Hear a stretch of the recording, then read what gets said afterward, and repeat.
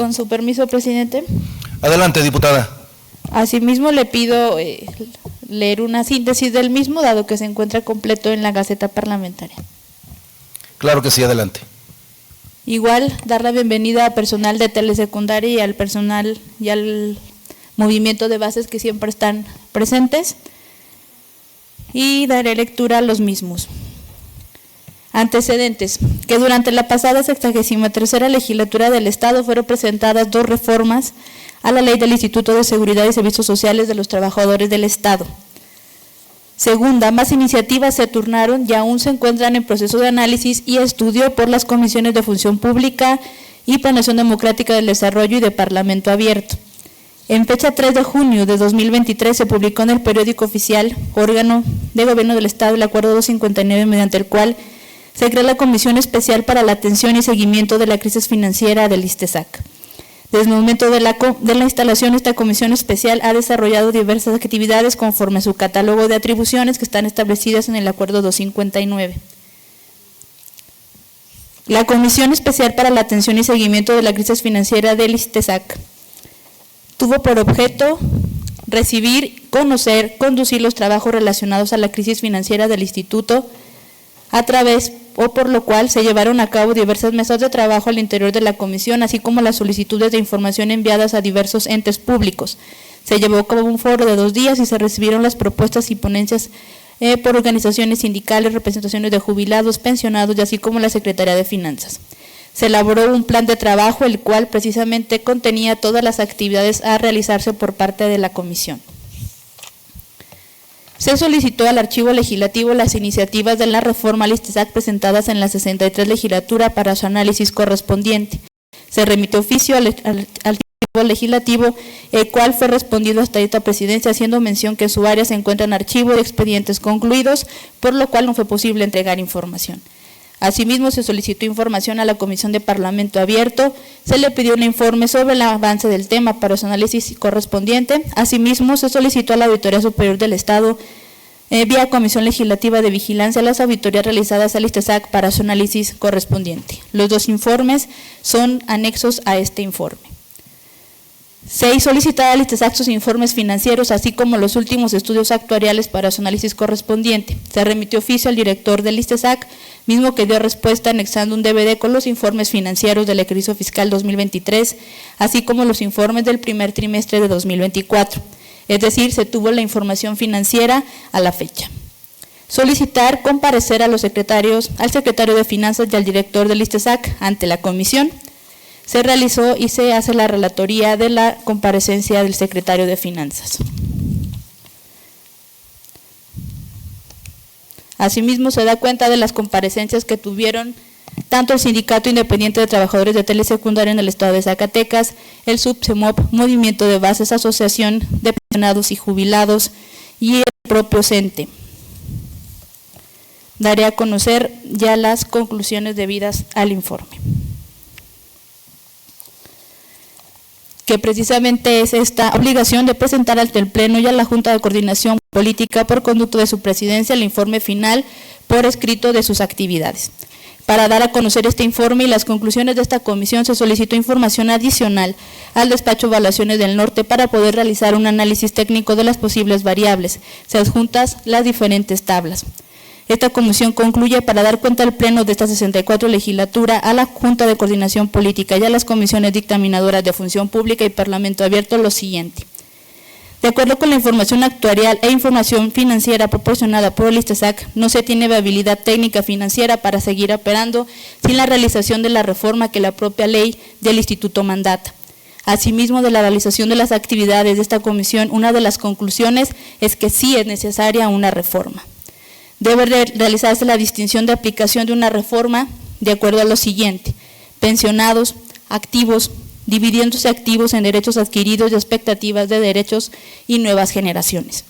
Una vez realizadas las acciones de esta comisión, es necesario recalcar que la base pensionada, derechamientos activos y personal que trabaja en el instituto han manifestado su inconformidad sobre los manejos administrativos y financieros desde la creación del propio instituto, lo que a su juicio ha ocasionado la crisis en la que se encuentra.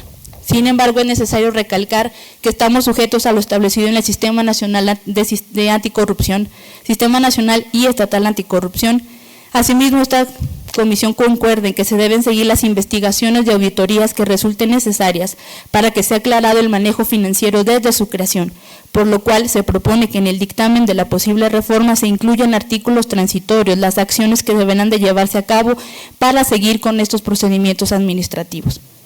Se da cuenta de las variables paramétricas presentadas por el secretario de Finanzas y presidente de la Junta Directiva del Instituto, de acuerdo a lo siguiente análisis, puntual y como sigue.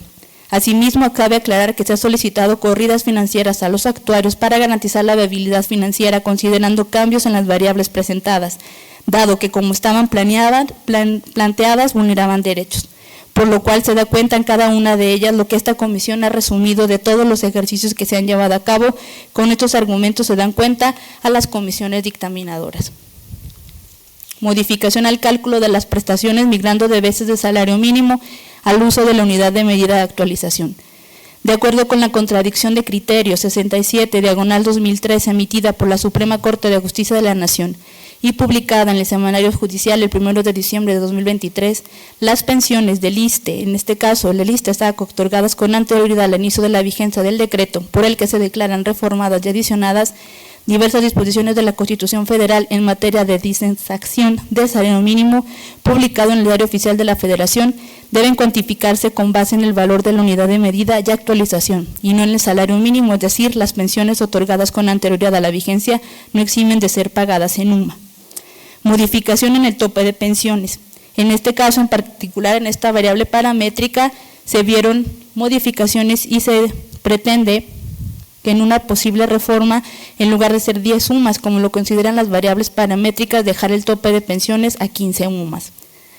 Gravar y reducir aguinaldo. Los últimos prácticamente 3 años de esta administración, el aguinaldo no ha sido cubierto por el instituto, lo que ha ocasionado que se demande su pago. Es necesario recalcar que, de acuerdo a las notas técnicas, sí es viable y urgente esta prestación.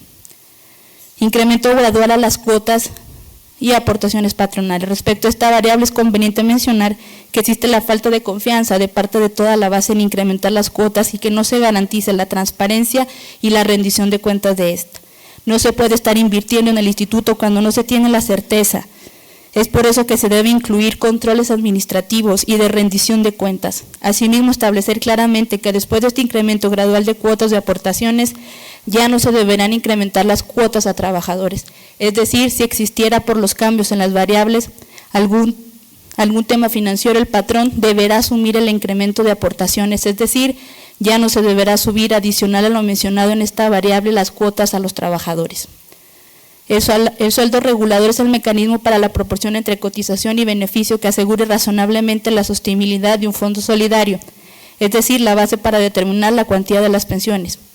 En este orden, se propone que en general para los trabajadores derechohabientes actuales cuya cotización comenzó antes y desde el inicio de la vigencia de la ley actual, el 94% del promedio ponderado del sueldo básico de cotización es de 0 a 3 años y de 5 años. Eliminar la prestación de devolución de cuotas. El líder del Subsemo fue el único líder sindical que se manifestó de manera explícita sobre esta variable, diciendo que se debe valorar en su propuesta y manifestó que se deberán establecer tiempos para las devoluciones, considerando que deben ser de 8 años como mínimo para la solicitud. Complementariedad. Al ser una de las propuestas que todas las voces han rechazado tajantemente, esta comisión considera que no debe implementarse y especificarse cómo se realizará la complementariedad, salvo en las condiciones de las nuevas generaciones. Respecto a las medidas que se deberán de llevar a cabo para la reingeniería administrativa y las áreas empresariales, se deberá considerar lo siguiente. De la revisión financiera del instituto se resume que la mayoría de las áreas empresariales se encuentran trabajando con pérdidas, por lo cual se debe considerar el cierre de las mismas, la revisión y realizar la verificación a más tardar en 6 meses una vez que sea aprobada una posible reforma. De los foros y de la información financiera se concluye que aun cuando no es culpa de los trabajadores, sea atribuida a los trabajadores, es necesaria la revisión y un tabulador de sueldos, siempre respetando los derechos laborales de los trabajadores. Se requiere la instalación de un observatorio ciudadano. Los pensionados, trabajadores activos requieren tener la seguridad que los recursos del instituto sean ejercidos de manera transparente. De acuerdo a los estudios actuariales, será necesaria la conversión de la reserva técnica en líquida. Se debe establecer el mecanismo de la desincorporación de los bienes propios del instituto, pero también determinar que los recursos adicionales que lleguen por este motivo deben invertirse directamente en el fondo de pensiones y generar la prestación de mayor rentabilidad, la cual son los préstamos.